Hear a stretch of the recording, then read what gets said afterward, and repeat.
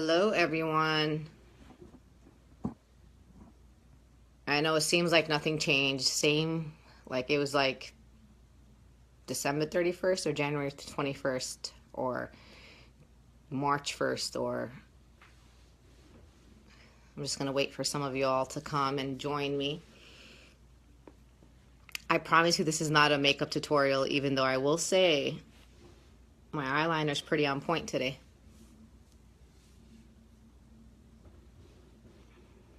Salam, everyone.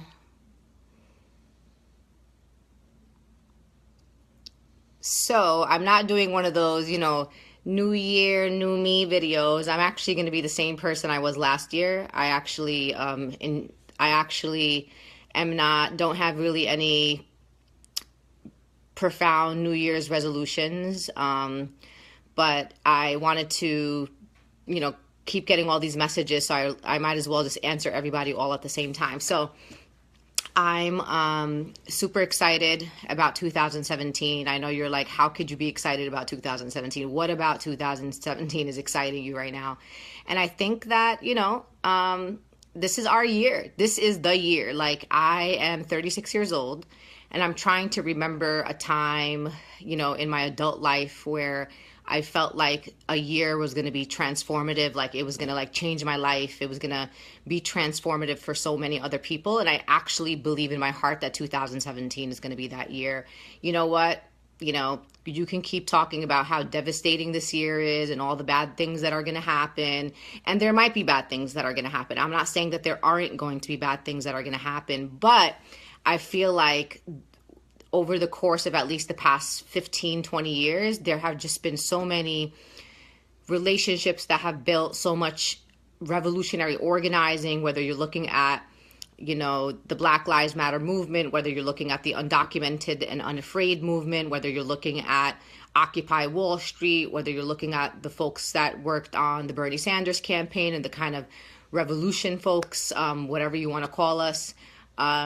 I don't know. I just feel like really optimistic, and I wanted to share my optimism with you all.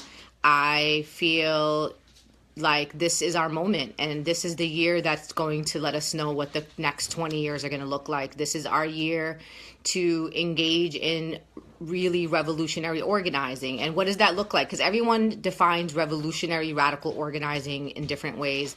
So I'm going to hope that you understand. For me, this is my own personal translation of what radical revolutionary organizing looks like. And for me, what it looks like is this, where all movements, whether you're working on criminal justice reform, Palestinian solidarity, climate justice, racial justice, women's rights, women's reproductive rights, that we literally are all working in unison. Like, we are all on the same page. And how do you do that? People say, well, Sister Linda, like, how do you work on, issues of climate justice and try to connect that to like women's reproductive rights? Like, the idea here is that we're all have one common goal: justice for all people, justice for all people. So if that's all our common goal, we got to be walking in the same line.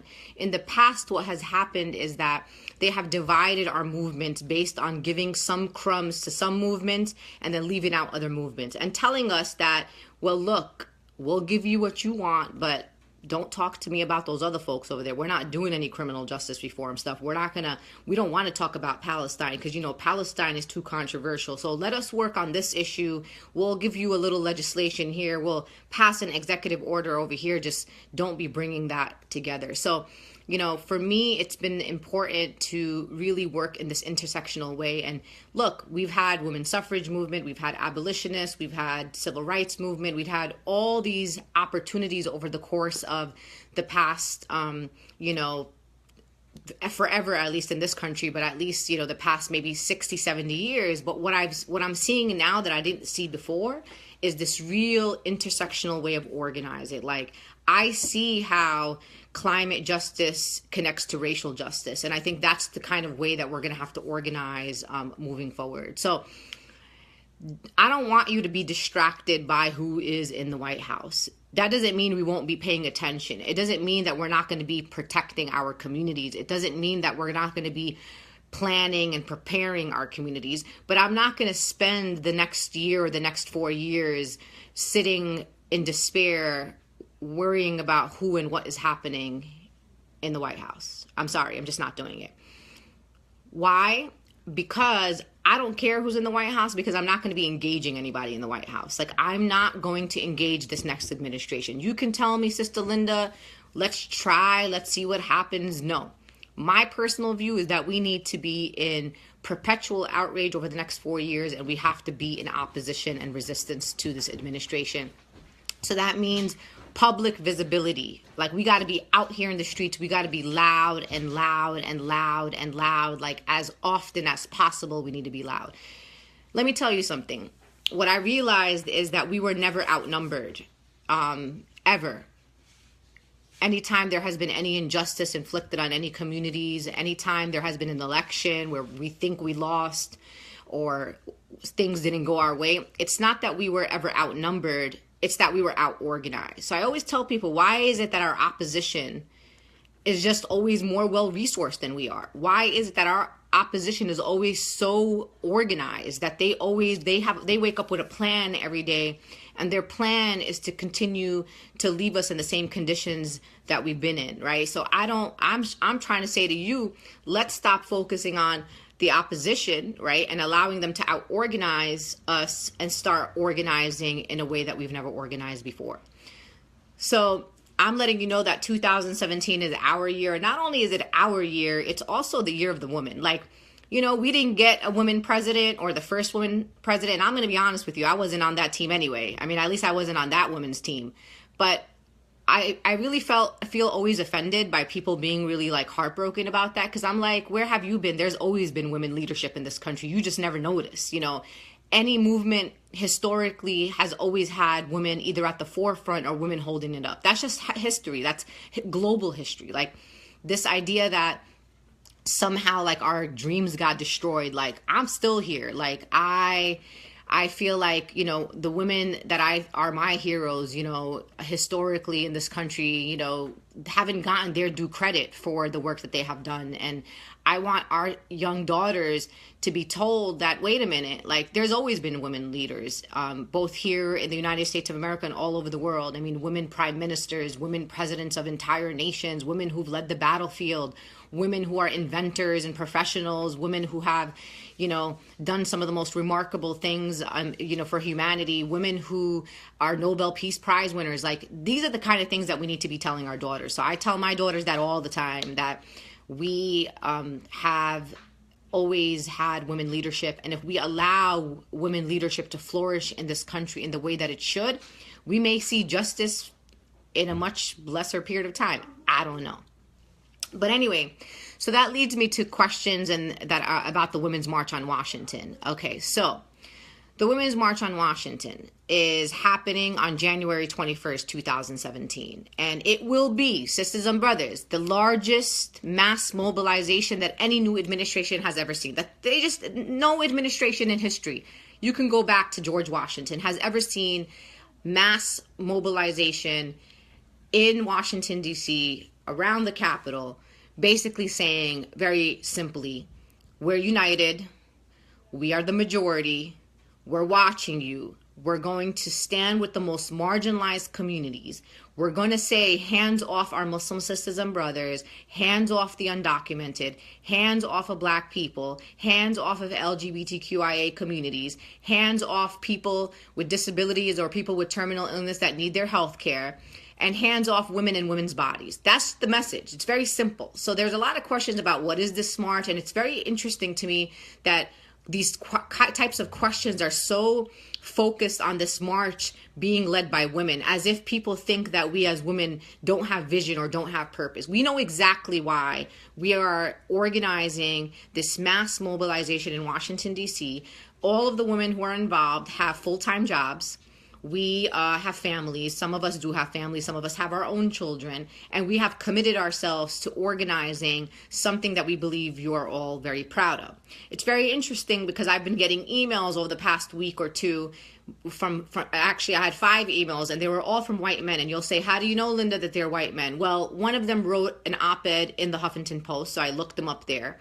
And the other ones, I just looked them up online, right, and tried to connect their emails to their profiles. The request is, and maybe they all know each other, I don't know, The request has been to change the name of the march from the Women's March on Washington to the People's March on Washington. And the answer is, and I said it before and I'll say it here, no. You have to be okay with a march that is open to all people of all backgrounds, of all religions, of all ethnicities, of all age groups, of all geographies around the United States. You have to be okay with a women-led march. This is a march led by women, women of all backgrounds, women of all talents, women of all professions, women of all socioeconomic backgrounds, women who are organizers, women who are entrepreneurs, women who are Black, women who are Asian, women who are white, women who are Muslim, women who are Latina. You got to be okay with that. If you're not okay with coming to a march that is led by women, then you have to understand that you are part of the problem, which is the very reason, or one of the reasons why we're going to march on Washington. That we are a march that believes that we could be an impetus for the momentum that is going to be needed over the next 4 years. We are a women-led march. We are ensuring that we are centering the most marginalized voices, Native women, Black women, Latina women, Muslim women, members of the LGBTQIA community, women with disabilities. This idea that we are seeing women-led marches as something divisive is really interesting to me. Women are mothers. Women are oftentimes the breadwinners of their families. Women have always been core and center to the communities that we come from. So I don't know why it's a problem that it's called the Women's March on Washington. It has been one of the most exciting experiences that I've ever had in my life, and I'll tell you why. I've organized plenty in my life and my very short life. And what I've never seen is this organic kind of rising of people across the country. And you may say, well, Sister Linda, we've had oppression in this country for 470 years. Some people will say farther back from that. I agree with you. But I'm not going to shun those who finally woke up and said, this is wrong. I'm ready to stand up. I'm ready to give my voice. I welcome those people. It's better now than never. And there are women as far as Oregon, California. I literally was in Richardson, Texas, sitting in a diner. And a group of white women were sitting in the diner looking at me. And I was like, here we go. What's about to happen here? And they kept talking and looking away, looking at me, talking. And then finally, one of the women came up to my table. And she said, excuse me. She said, are you Linda? And I was like, well, this is really weird. I was like, yep, that's me. And she said, are you one of the national co-chairs of the Women's March on Washington? And it was like a very surreal moment for me. And I was like, yes, that is me. And she said, I just want you to know that we're really proud of you and want you to know that me and my friends on that table, we're coming all the way from Richardson, Texas to Washington, D.C. So I am grateful for the support of women of all backgrounds. I'm grateful for allies, male allies. I'm grateful for people who finally, and it may be we needed this moment. Like, you know what? Shoot. Sometimes I'm like, okay, don't quote me on this one, but you probably will because, you get to do that because this is public. Maybe Donald Trump was a blessing. I don't know. I mean, it's crazy to think that could be a possibility, but hey, it's possible. Donald Trump may be a blessing to us because it has really ignited something inside of people in a way that I haven't seen at least I haven't seen in my lifetime, right? So for me, I am excited about what is to come on January 21st and beyond. And again, just by the numbers of buses that are registered, which is phenomenal, I don't even know how many people are coming to Washington, D.C. I don't know if we're going to fit everybody there. It's going to be amazing. It's intergenerational. People are like, I'm bringing my mother, I'm bringing my cousins, I'm bringing my husband, I'm bringing my partner, I'm bringing my sons. Everything is just really falling into place. And I really want to give a shout out to my sisters who are helping us organize this march. Of course, I don't do mass mobilizations or big organizing without Tamika Mallory and Carmen Perez. Those are my sisters. They're like my blood sisters. I love them very much. And Cassidy Fenley and our co-chair, our national co-chair, who's also New York City based, which is Bob Bland and Vanessa and Tabitha and Alyssa and Shishi and Janae Ingram. Ooh, the girl. Ooh, the one that got us the permit. Remember that? Remember that first conversation we had about the march when everybody kept asking us about the permit? Lord have mercy, you never asked the man organizing a march about no permit, but you were asking the women about the permit, and we got the permit. But I think what I wanted to say to all of you today is that I hope that you are going to join us at the Women's March on Washington, womensmarch.com. If you have a bus that's coming, I hope that you register your bus at womensmarch.com, because if you don't register your bus with us, you ain't getting a permit to park that bus. I'm just letting you all know it's very simple. But beyond the Women's March on Washington, I want you to know that you can count on me as being part of the opposition and resistance for the next 4 years. I think this is our moment to really go deep into our organizing in a way that we haven't done in a long time. I think this is the time for us, and there may have been things I've done in the past under different administrations that I won't do under this administration. It's just that the way that I'm feeling right now is that this is a 4 years of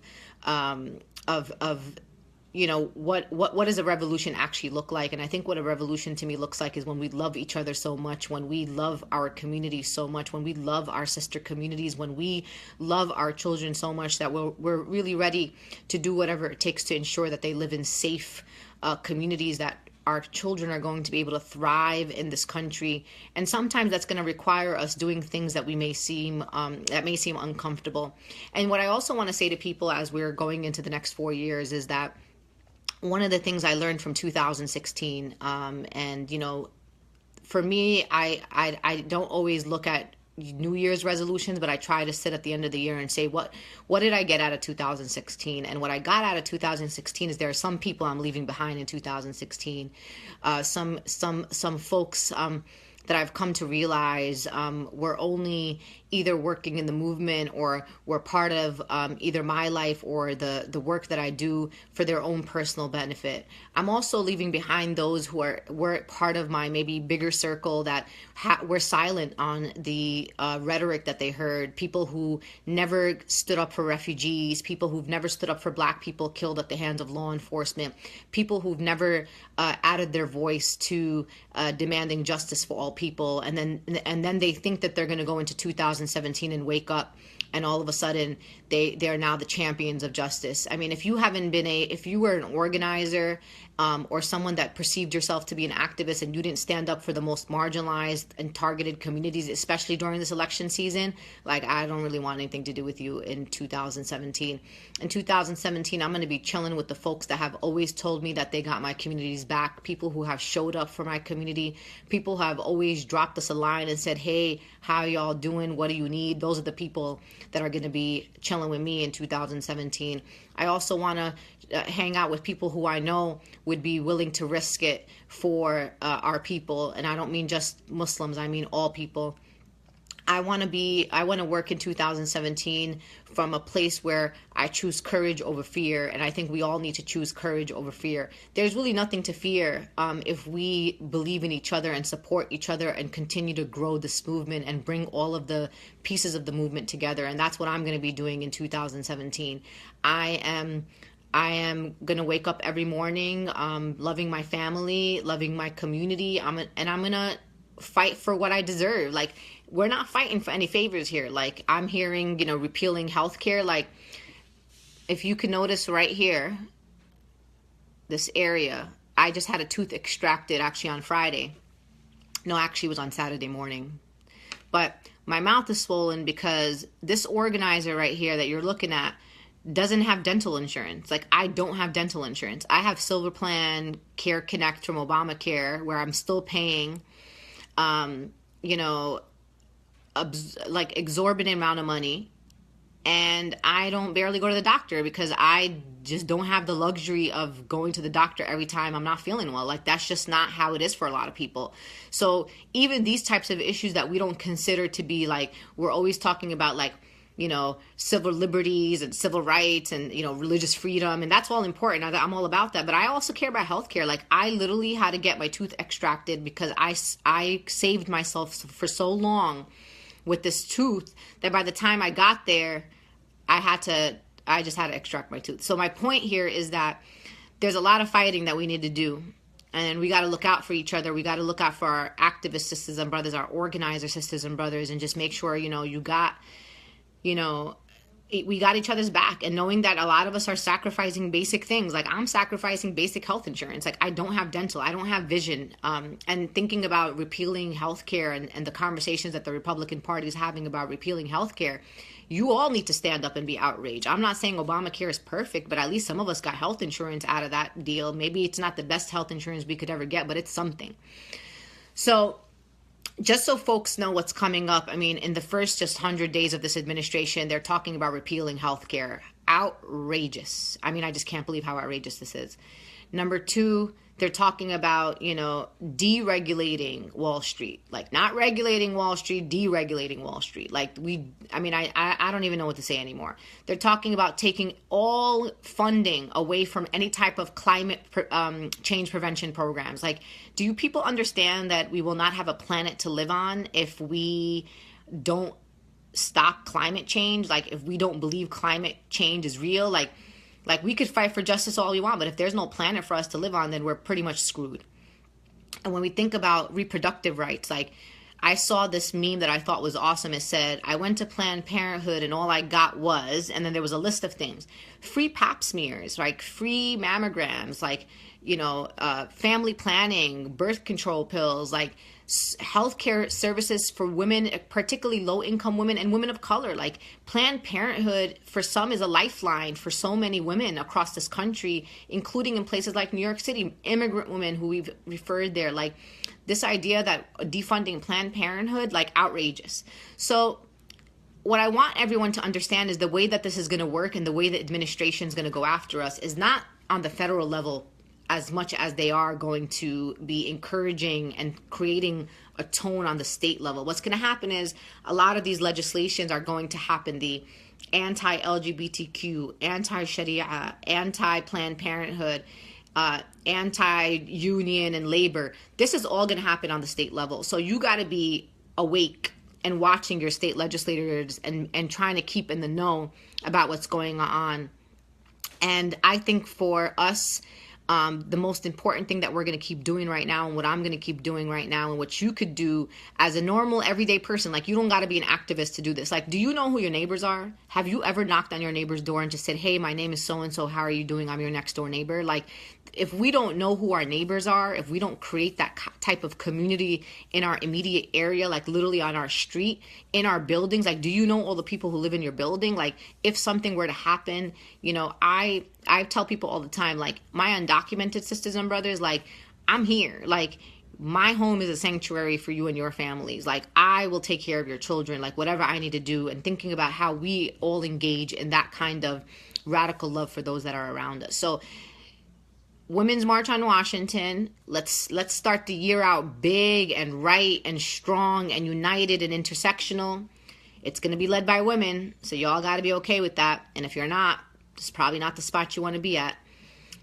And I want you guys to really be positive moving forward. I saw this documentary, The Law of Attraction. If you put out positive energy for our families, for our communities, especially for our young people, our children, we will get back positive energy. I believe in us. I believe in our communities. I believe in the work that so many people have been doing over the course of the years. We got this. We have so many opportunities in 2017 and 2018. Look, it's never only been about electoral politics. I know that. That's why I'm an organizer. I don't only work on electoral politics, but I know the importance of electoral politics. So 2017, if you're a New Yorker, you got like 21 open New York City Council seats, right? Across New York City. People are going to be in for a rude awakening across the city because no time for part-time progressives, no time for people who've been silent and all of a sudden now want to run for office. We got re-election of citywide offices, all levels, mayor, public advocate, comptroller. So 2017 is going to be rehearsal time. And then 2018, I'm ready for to Tea Party them. I don't know why they could do that to us, but we can't do that to them. And we really need to start building an apparatus that brings in true revolutionary progressives into 2018 on the state level and, of course, on the federal level. There are people already working on this strategy. The time is now for us to get into local politics, to put in our people, people we trust, people who come from our movement, many of whom don't run for office because they may not be able to afford to run for office. That's our job. Our job is to find someone that we love, that we believe in, and say, don't worry, we got you. Raise that money for them. Push them out into the forefront. People should not be running. Only those who believe they have the resources to run are the ones that are running. Why we are in the situation that we are in. The Bernie Sanders campaign proved to me that if Bernie Sanders could raise $53 million in 1 month from ordinary people across the country, then we can do that for anybody across the country, people who are going to run in our local district. So if you're running for office or you're thinking about running for office and you think money's the problem, I want to talk to you. I want to talk to you. I want to know what your positions are. I want to know where you live. I want to see if I can connect you to folks on the ground that can support you. Anyway, 2017 is going to be fabulous. It's going to be amazing. We're going to stand up. We're going to organize like we never organized before. And we're going to win because revolutions in the past, it was at the hands of the people. We win. We will win when we work together. So I want you to know that I've been inspired over the course of the past few years just by the things that I've learned from the different movements. In particular, Ferguson really ignited me in a way that I didn't know how I would. It just changed my whole perspective on organizing. And I'll tell you really quickly what I learned from Ferguson that has stayed with me ever since. I went to Ferguson and I learned about a couple of things. Anger. Anger is a natural emotion. We are to be angry when there is injustice around us. There's nothing wrong with being angry when there are things that are happening around you that you know are wrong. Anger is a natural emotion for anybody. So if you are an ordinary person living on an ordinary street with an ordinary job, you too can still be angry at injustice and you too can act. Whether that means you join a rally, whether that means you go to a local meeting, whether that means you come to the Women's March on Washington, whether that means you can't come to the Women's March on Washington, but you donate to a local organization in your area. Sisters and brothers, even if it's $10, support local organizers, cook for local organizers, check out what's going on in your local community, join a food pantry, volunteer once a month. We all can do something. There is no one in this world, in this country, that can tell me that they have nothing to offer or nothing to contribute. The Women's March on Washington, we literally have people who are entrepreneurs, people who work at tech firms, people who are artists, people who are singers, people who are, literally from media professionals, people from all walks of life. And what they came to the table with and said, I got a skill, I got a talent to share. I want to share it with you. So the time is now in 2017 to find that talent that you have. Contribute to the revolution. I was watching yesterday for the 100th time the What Happened, Miss Simone, which is a documentary about Nina Simone. And it showed me that even a woman with a talent, she wanted to be a classical pianist and ended up being one of the most revered jazz singers, just a singer of the movement, an artist of the movement, an entertainer of the movement. She found a way to use her voice to talk about oppression against her people, against Black people. She found a way to use her talent to bring awareness to the oppression that she herself was experiencing and her people were experiencing. So if you're a writer, write. If you're a singer, sing. If you're an entertainer, entertain and use your platform. Paul Robeson and Harry Belafonte always say that artists are the gatekeepers of truth. So anyway, I don't want to take too much more of your time.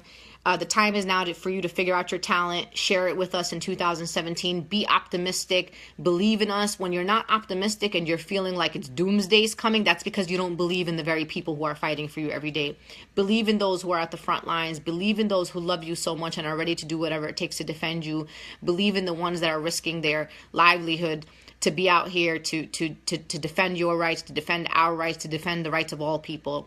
When you hear people saying this is divisive, that's not divisive, it's not about being divisive.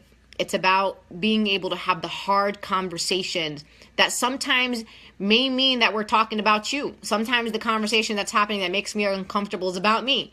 But I got to learn to sit with that discomfort. So I want you to open your heart, open your mind. Let's have the difficult conversations, whether it be about race, about gender, about socioeconomic status, whatever the conversation is, let's have those conversations. Let's have the hard conversations. Listen Let us listen to each other. Sisters and brothers, there's nothing more powerful than active listening and getting to hear people's experiences that may not be like yours. So for us, I'm just so honored and just excited and grateful to God every day. Like, I wake up in the morning being like, thank you, God, for even allowing me to wake up. And I know that God wants us to be able to protect his beautiful creations, and that's what I feel like I'm here for. So let's have a great 2017. Let's have a revolutionary 2017. Let's love each other in 2017. Let us respect each other in 2017. Let us not allow the opposition to divide us. Let us move forward. Let us stand together. Let us love our children. Let us see our pain in one another, and let us uplift each other from the pain that we are seeing all around us. I pray for all oppressed people all over the world. I believe that liberation of black people in America is connected to liberation of Palestinians in Palestine, to the liberation of people in all over the world. Yes, even here in places like Flint, Michigan. If one community or one part of the world is not free, none of us are free. So pray for Burma and Palestine and Kashmir and Yemen and Iraq, and again for all oppressed people all over the world. 2017, we got this. I'm feeling bold, sisters and brothers, like extra bold, like extra strong, extra optimistic, enthusiastic. I'm really looking forward to a really, really great year. And I think that what makes me optimistic is that I have control on how I want to confront the world that is in front of me right now. I want to confront the world with love for all people, and I want to confront it in the foundation of justice and justice for all people. If you're not in this for everybody, then you're in the wrong place, and we're never going to get justice if we're only fighting for justice for some and not for all. So love you. See you guys in 2017, and hope to see you at the Women's March on Washington.